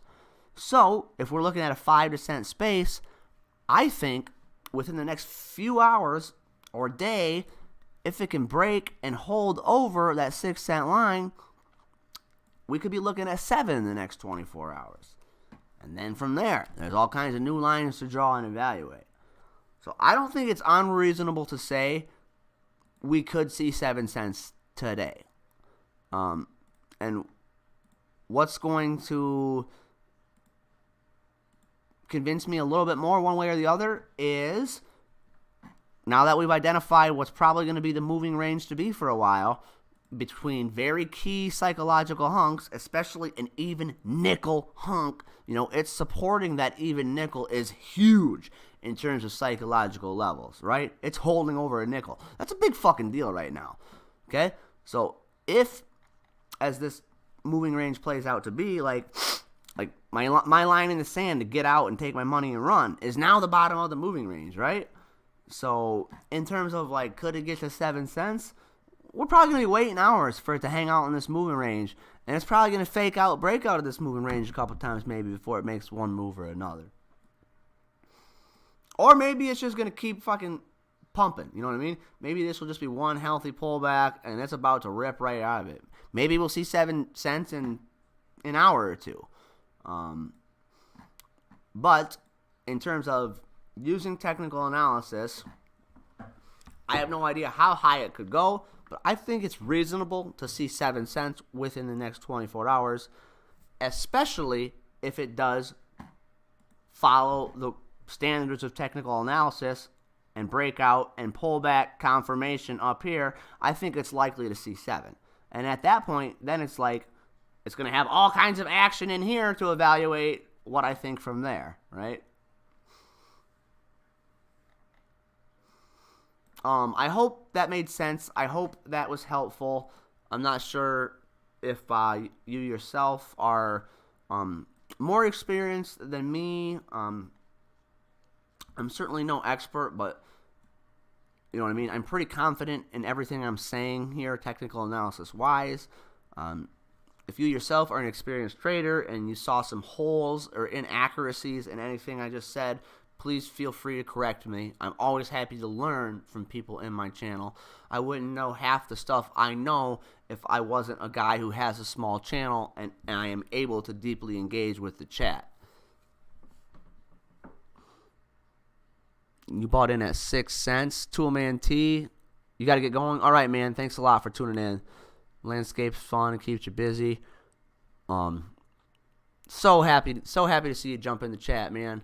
Let's definitely get together very soon, and I hope to see you in the chat again soon. Otherwise, I got Snapchat again. I don't know if you can find me on there. Kyle Dean P, all lowercase. But yeah, man, so good to hear from you. Have a good day. Keep it real. YYZ, my man, I streamed to Twitch at the same time, so I'm talking to a close friend that was jumping in the chat over on that end. Just to clarify, I'm not talking to myself over here, and you are very welcome. Nice to meet you. Nice to meet you too. Right on, right on. Ali, are you still in the house, my man? I like to learn where people are from too, and I think Ali told me, but I can't quite remember. Iran. I'm pretty sure Ali's from Iran. And I'm not sure if I'm saying the name right either, so sorry if I'm incorrect. But yeah, obviously, out of respect to your own privacy, if you don't want to share where you're from, you don't have to. It's just something I'm always curious to know, where other people listening to me do my thing are listening from.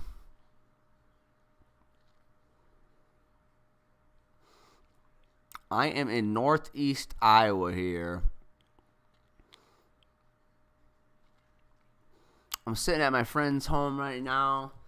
He's got 2 kids. One of them's 3rd birthday parties today. They're out getting some groceries and stuff right now. So I'll probably keep this stream running for a little while once they get back. And shut up, P. You goofing with me?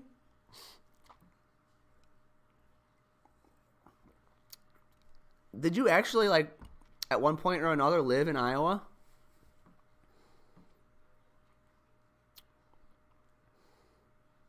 You're just goofing with me. You know what, P?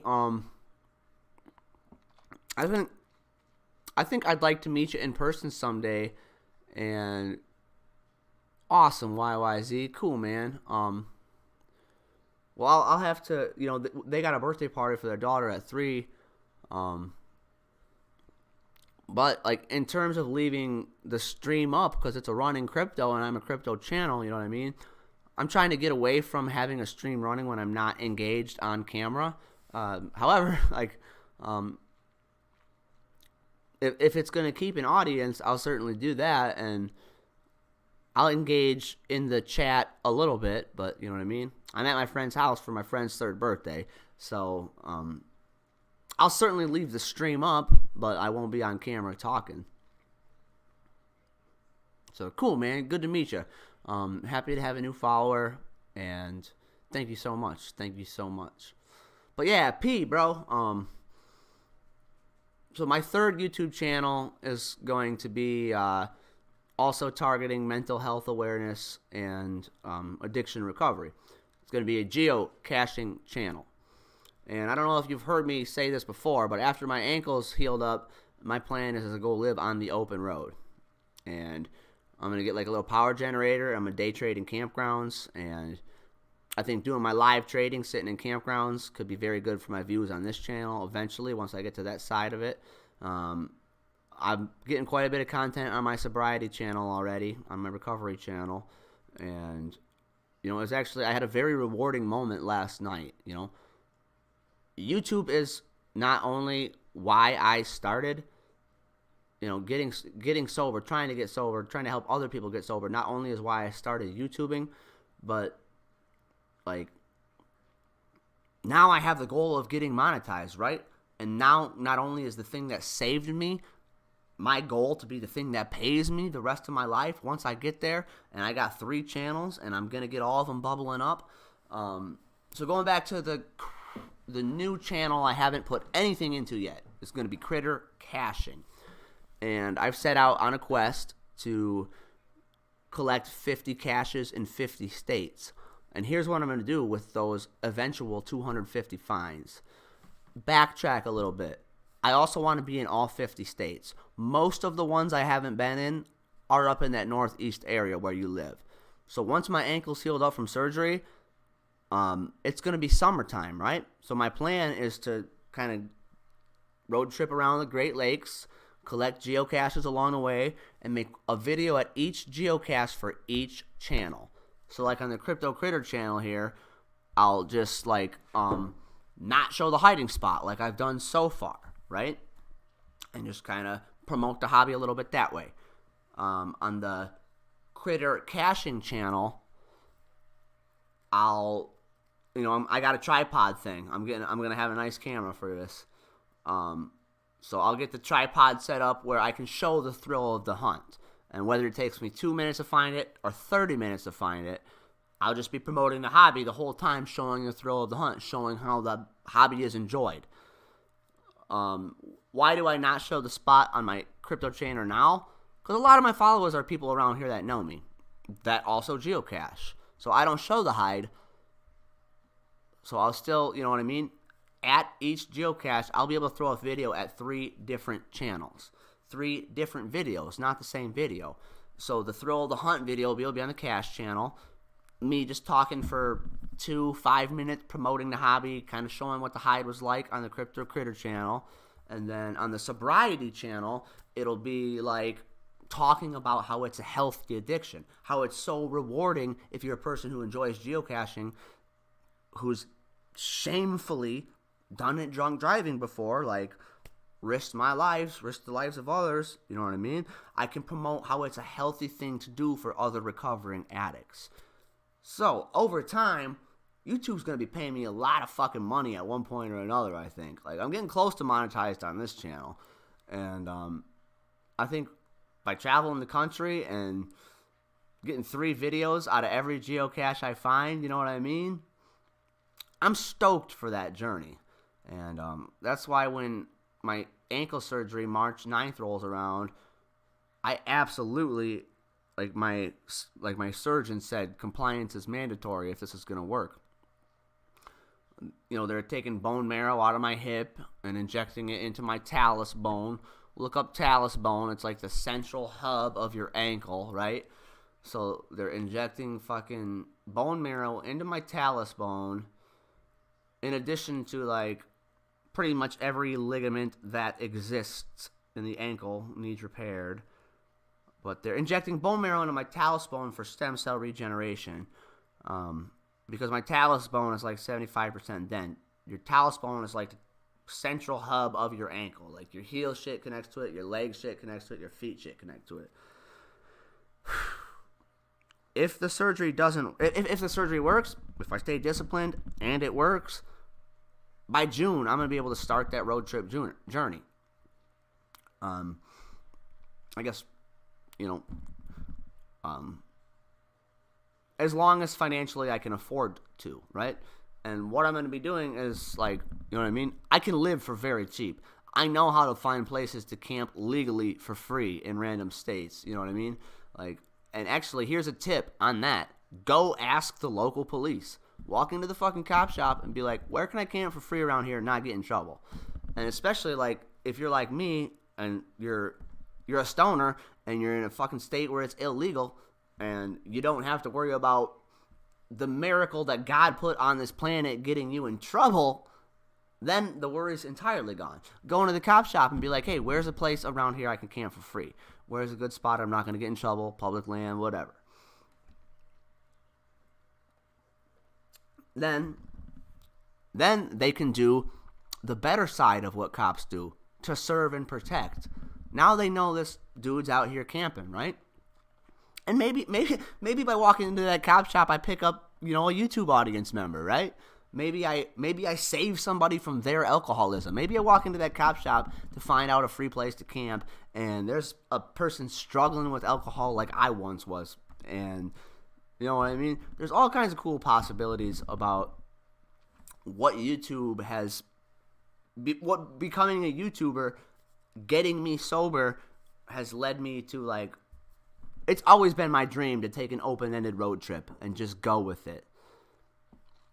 And now, like, the quest is, like, the 50 caches in 50 states on that channel. Like, I already have over 200 finds, but none of those are going to count. So I got to find 50 more in Iowa.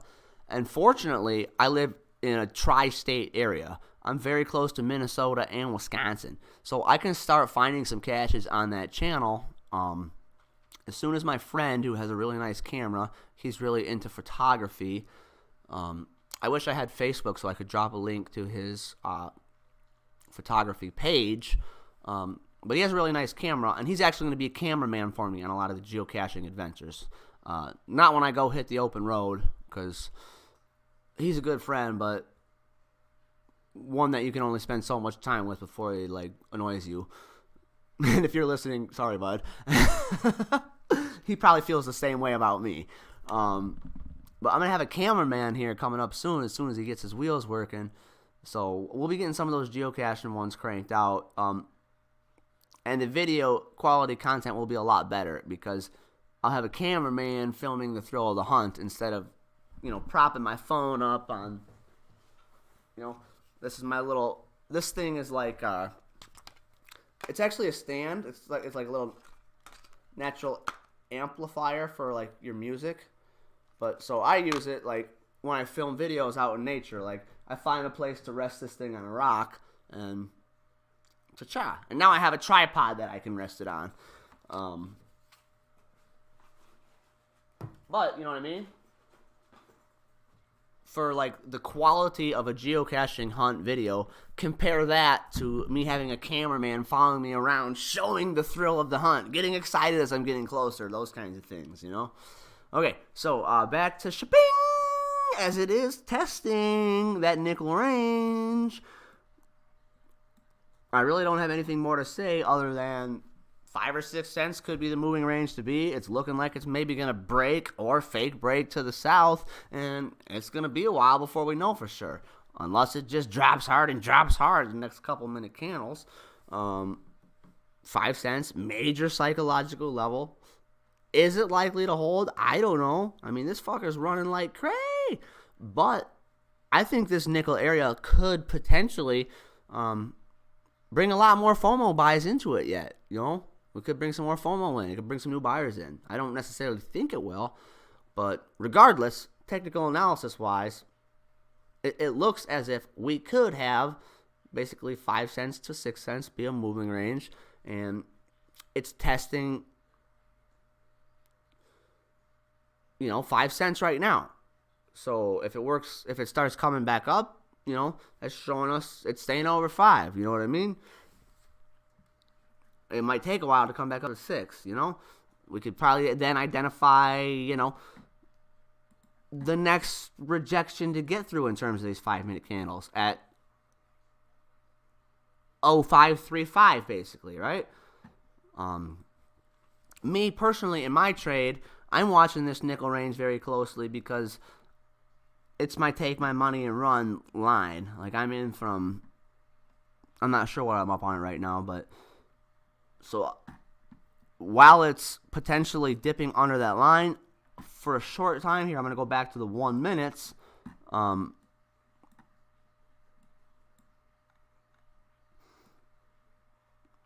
Because just like, kind of like this move, it fake braked getting under 5 cents, we'll say. If this is going to shake out and fake break going under, I'm not going to scale out any more of my profit right now. But, like, if it puts in another 2-3 down candles and doesn't start working back up and looking like a fake out breakout to the south side, I'm going to take my money and run. Probably all or maybe half of what I'm still holding.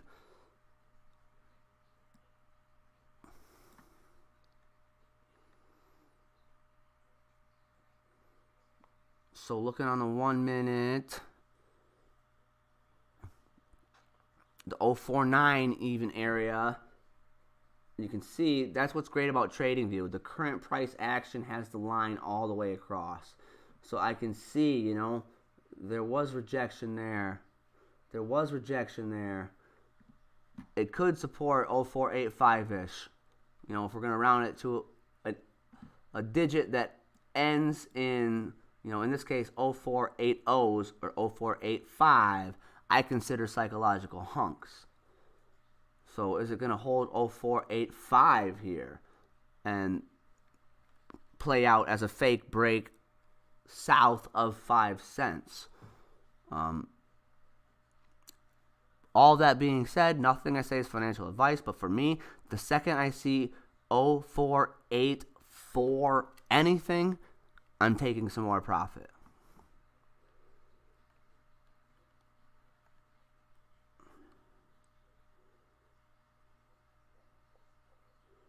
And it's trying to go a red to green now, baby. Yellow to green, orange to green, anything in between. Oh, no. Oh, no.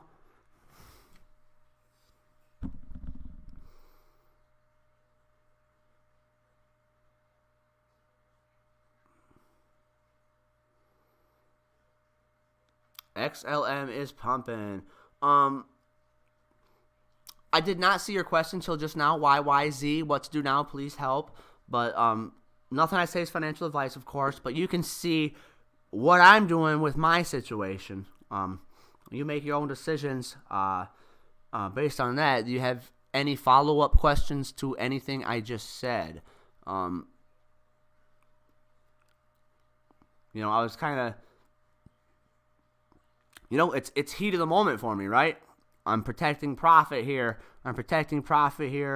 Or letting my profit run higher at this moment, right?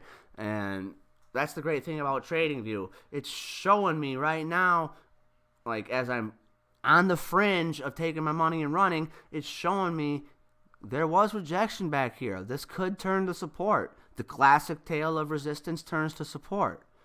So I'm really watching that right now. Like I just said, me personally, the second I see 0484, I'm probably going to scale out another hunk. Not all of it.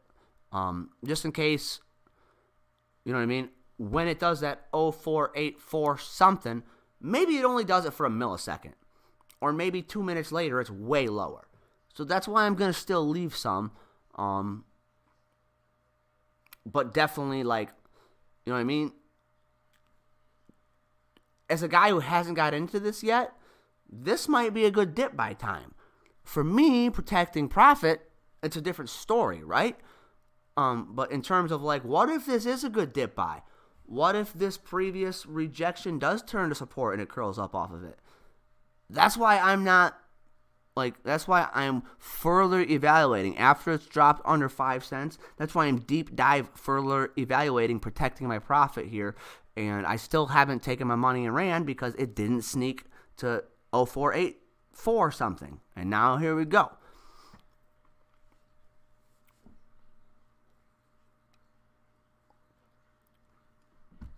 So that being said, that line now having kind of bounced or trying to, we'll call it the 0485 area, right? That's why I said the second I see 0484 anything, I'm out. That's basically this line. Evident previous rejection done turned to support here. I'm watching this on a 1 minute, which I almost never do in crypto unless it's when I'm buying or selling. You know what I mean? I'm looking to maybe scale out some profit here, so I'm looking at it on the 1 minute. And I'm going to continue to do so for a few minutes here as this question mark of what are these candles going to do continues to unfold.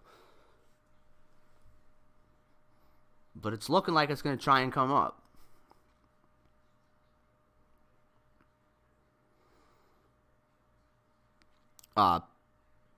P, what is XLM at right now, man? How's everything else doing? Right now, I'm not going to pull the chart up because everything I'm breaking down right now, right? I'm on the fringe of taking some money and running. XLM back over 20 cents. Huge psychological level. Beautiful to see it get over 20. Man, I hope it can hold over 20. I see a few new viewers on YouTube. Thanks a lot for tuning in. If you have any questions, comments, please feel free to jump in the chat.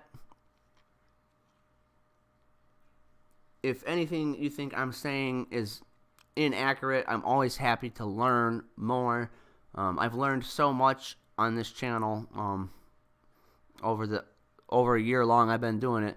I've learned a lot from other people. P, my man P in the chat right now, has taught me a lot. You know what I mean? I wouldn't know how to paper trade Forex if it wasn't for P. I wouldn't understand Forex trading if it wasn't for P. You know what I mean? So I'm always happy to learn from viewers. Please feel free to jump in the chat, and especially if anything I'm saying technical analysis wise you disagree with, please feel free to correct me, because I'm no expert. I'm not claiming to be. I just love this shit.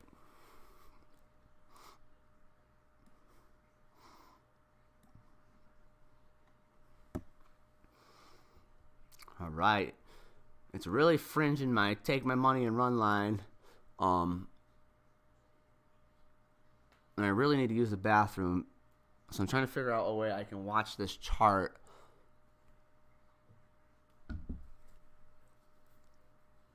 while I do it.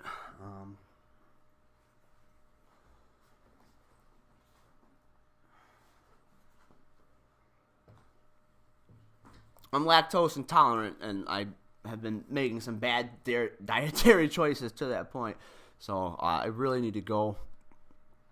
And I'm going to throw it on mute for a second, so the mic otherwise will pick up the background noise, and it's going to be gnarly. I'll be as quick as I can.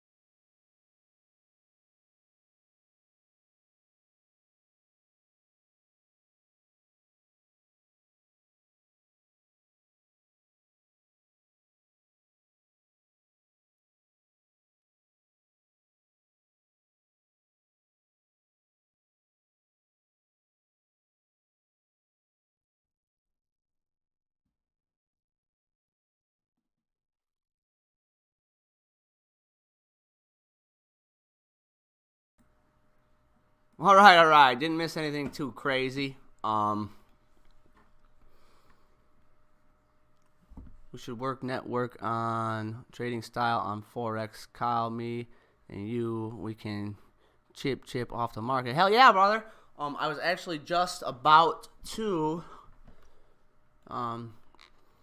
drop my my Discord server channel. I was about to drop my Discord server channel in the chat. With some new people coming in. I'm not on Discord much, but I'm trying to get more active in it. Yeah. So if any newcomers here happen to feel the desire to join the, subscribe to the channel, or become part of my group of peeps or whatever, I'm gonna drop my Discord server link in here. And P, totally up to you, man. But P, if you want to drop yours in as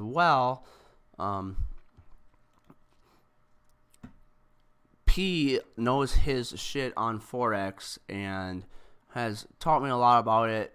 He mentors people in it. And P, if you want to drop your Discord server link in, feel free to do that.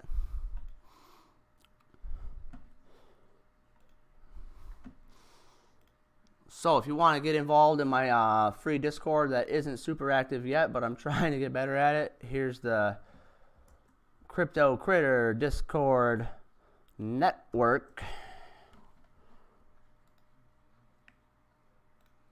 I see a new person in the chat, Dayan. Sorry if I'm saying it wrong. Can I just call you Dayman? Ah, fighter of the night, man. Ah, champion of the sun.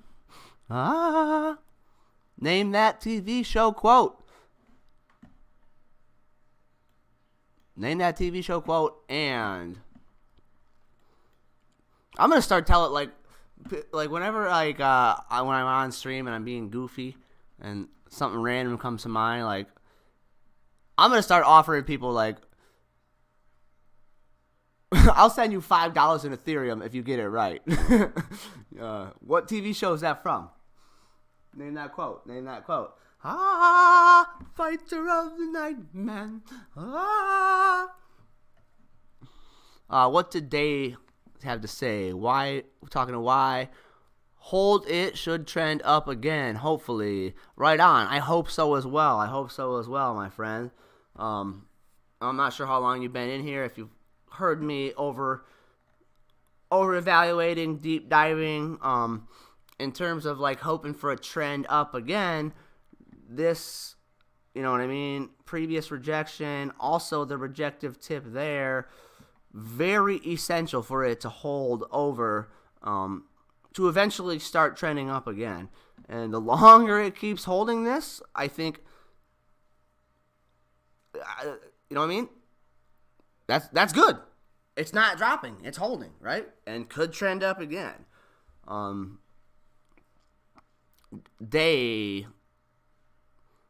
just going to call you Dayan, or whatever. If you don't mind, I just don't, I feel bad about mispronouncing people's names if I do so. So, Dayman. It should trend up again. ... Hopefully. Well said. Well said.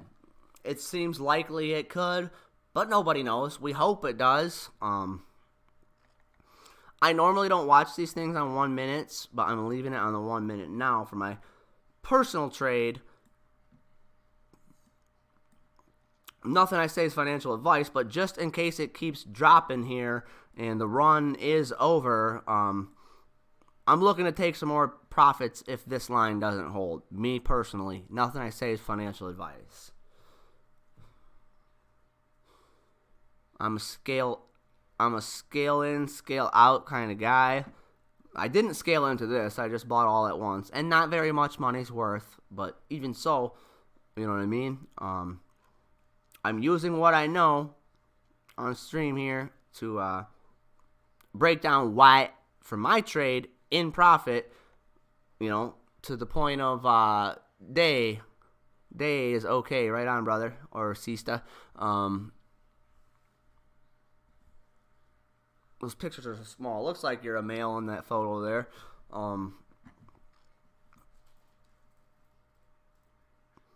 For me, in my trade, in case the hopefully doesn't play out, this is why this I'm calling like a line in the sand for me, a take my money and run line. Looking a little further out beyond my trade, just on the chart in general, and in terms of could it pump again, a major thing I think that is essential if it drops is what it does regarding this yellow line. What is this yellow line? This yellow line is the VWAP. I scalp penny stocks. I'm a day trader in stocks, and my strategy was built from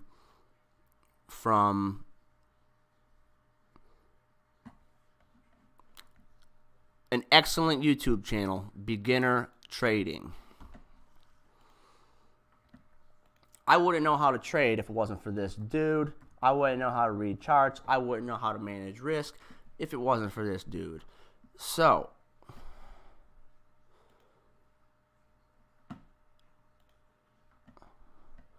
I'm going to pull his channel up and drop a link to his channel. You know, day trading channels, right? A lot of them are selling the dream of getting rich day trading, like Warrior Trading, right? He's an excellent marketer, and he's selling the dream of getting rich day trading. Did he actually do that or not? I don't know, and I don't care. I can see through his bullshit, and I can utilize seeing through his bullshit to learn as a day trader myself. And a lot of what I've learned there is from following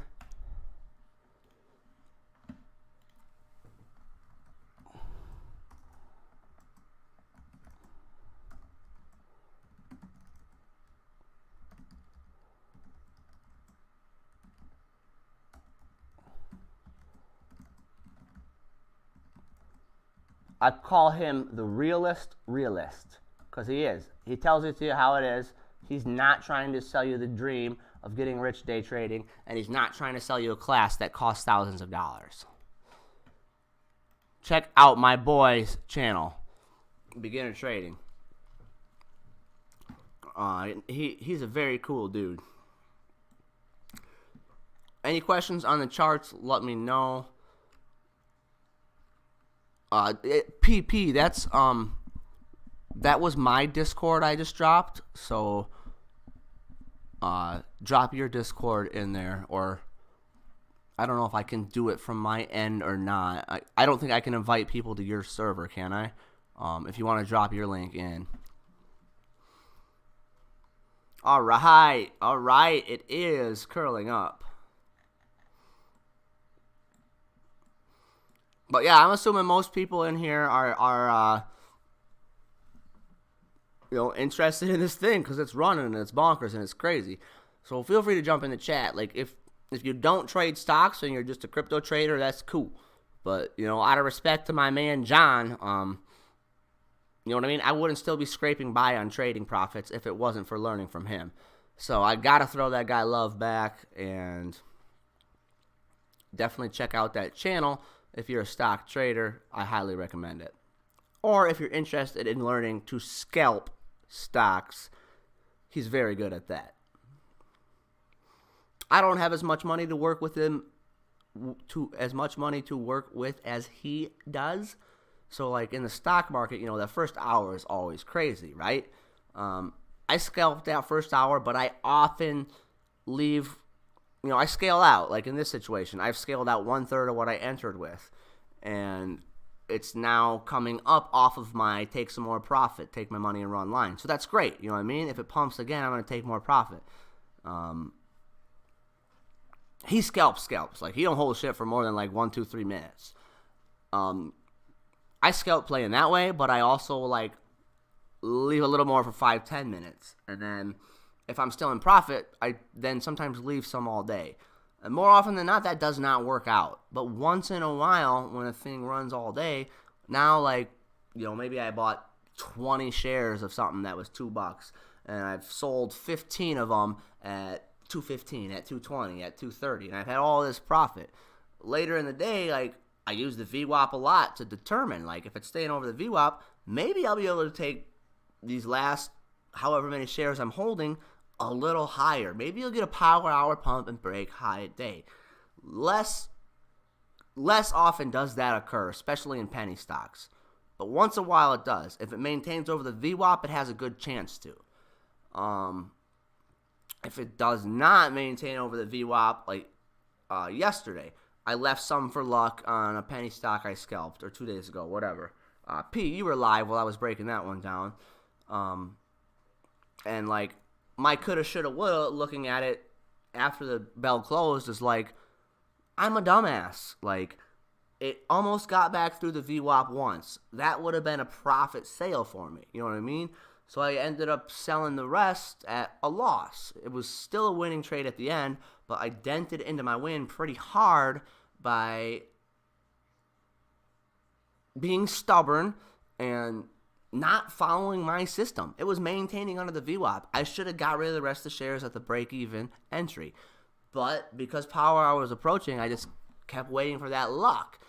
But I should have just used the VWAP to let me know, you dumbass, take fucking profit here so you don't have to cut some shares at a loss. But that's why you scale out. It was still a winning trade, even though the end of the trade was a dumbass move. So I guess what got me started on that was VWAP. So why do I use the VWAP in crypto? I mean, for the same reason, right? It in my opinion, like, currently this is an exception to that, right? This is a massive runner. It's on a healthy pullback. It could continue to pump. But in general, like, you'll see, let's just go to a random one. Let's go to Jasmine. I call being choppy with the VWAP, going above and below. I call that dancing the VWAP. In general, in crypto, you see that a lot more, right? Whereas in, like, trading a penny stock, a lot of times, like the one I messed up the end of the trade of the other day, like, a lot of times you'll see it, like, you know, have its morning rip and then, like, come under the VWAP and then, like, stay under the VWAP all day. MDT still consolidated here.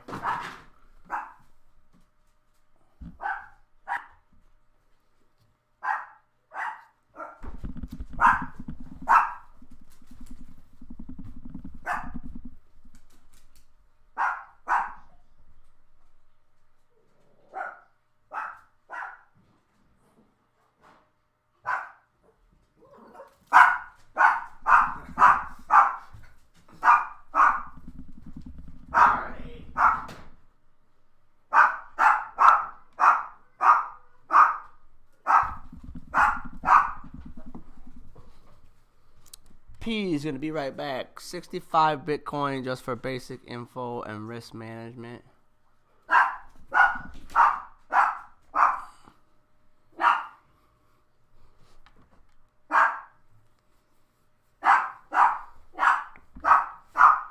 Alright.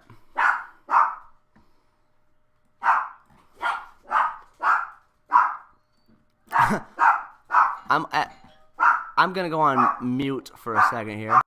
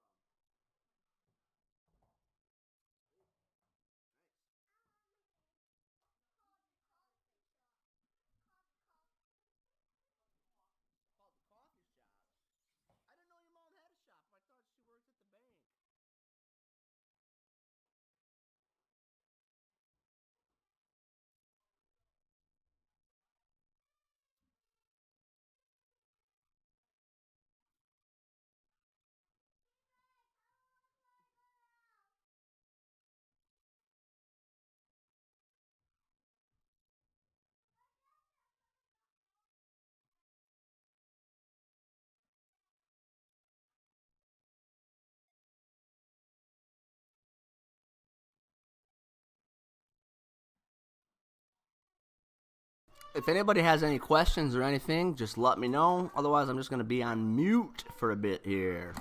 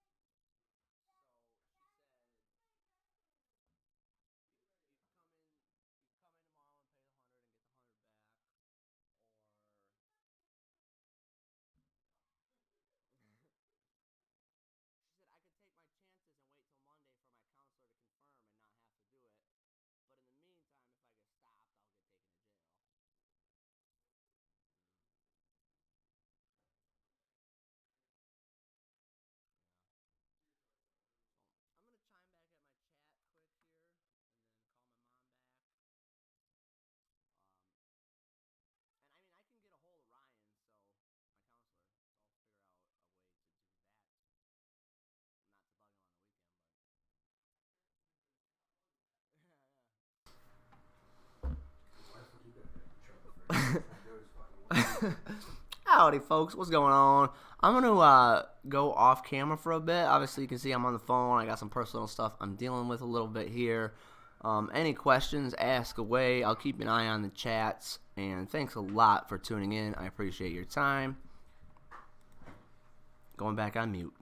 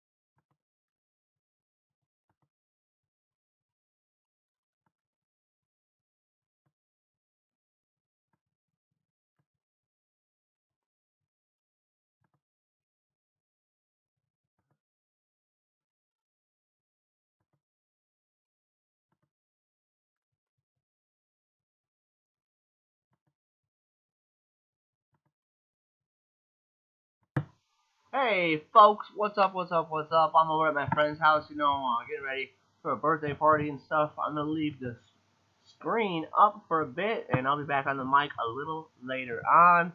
I'm gonna get the chat pulled up on a different screen so I can chat with you in the meantime.